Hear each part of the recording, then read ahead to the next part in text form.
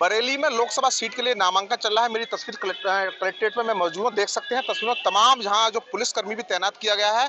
और सबसे अहम बात यह है कि बरेली में समाजवादी पार्टी के वरिष्ठ नेता हैं, यानी कि 20 साल से समाजवादी पार्टी में सक्रिय हैं और उनकी हाइट महज 3 फीट है।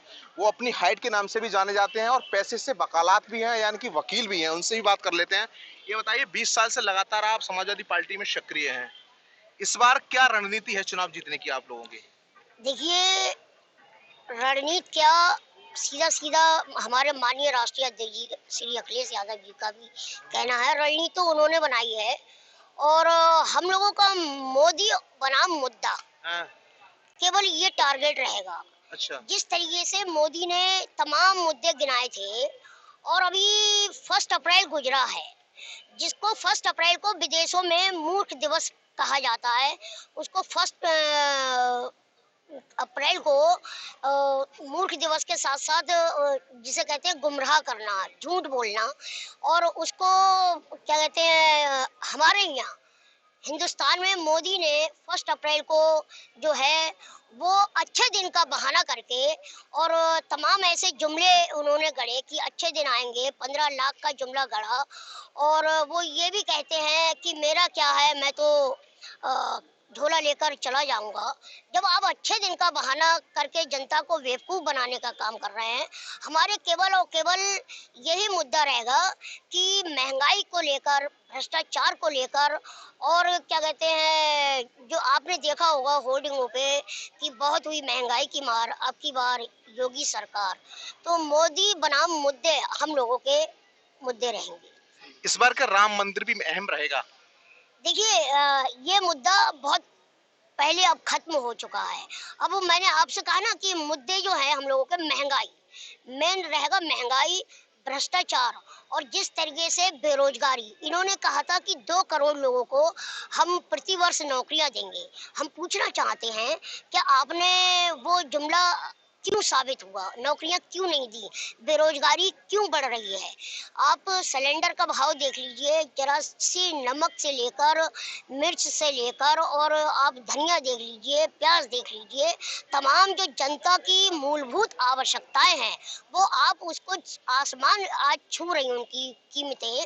तो मेन हम लोगों का ये है कि जो धरातल पर है, महंगाई, भ्रष्टाचार और आपके क्या कहते हैं, बेरोजगारी।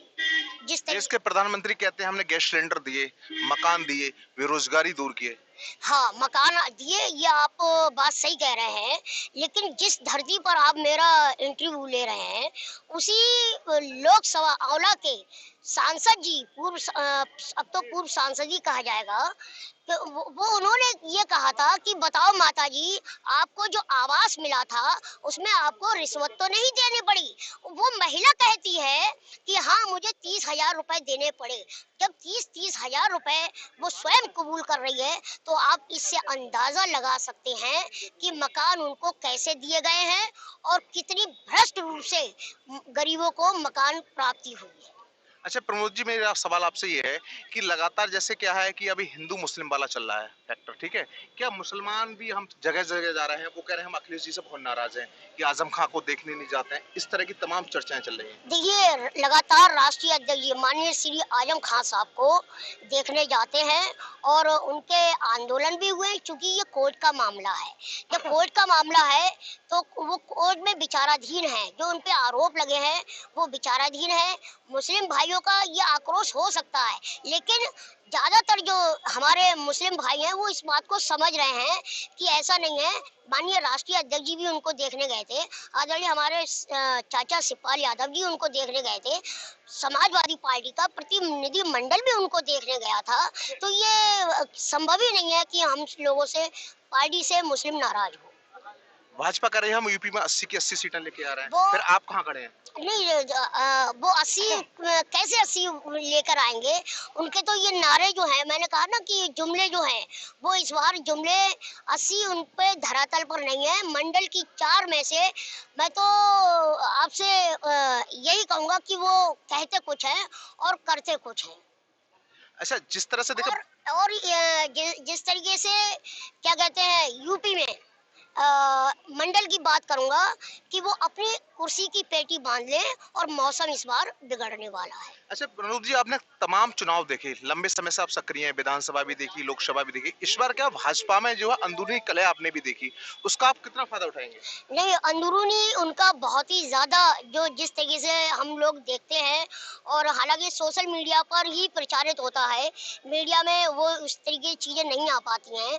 जिस तरीके से पीलीभीत में वरुण गांधी जी का टिकट काटा गया, तो वहाँ पर बहुत ज़्यादा आक्रोश है। बरेली में संतोष गंगवार जी का जिस तरीके से टिकट काटा गया, और जिस तरीके से यहाँ के मेयर ने एक हमारे बरेली के सांसद जी पर जिस तरीके से टिप्पणी की है, उस तरीके से अवाम जो है वो नाखुश है, और उनके लोग इस तरीके से अंतर्कलह है कि उन्हीं के पार्टी के लोग उन्हीं से लड़ रहे हैं। बहन जी मायावती लगातार अखिलेश जी पे तंज कस रही हैं। वो उनकी देखिए, वो भारतीय जनता पार्टी की, अगर मैं ये कहूँ कि वो बी टीम है, तो ये अतिशयोक्ति नहीं होगी।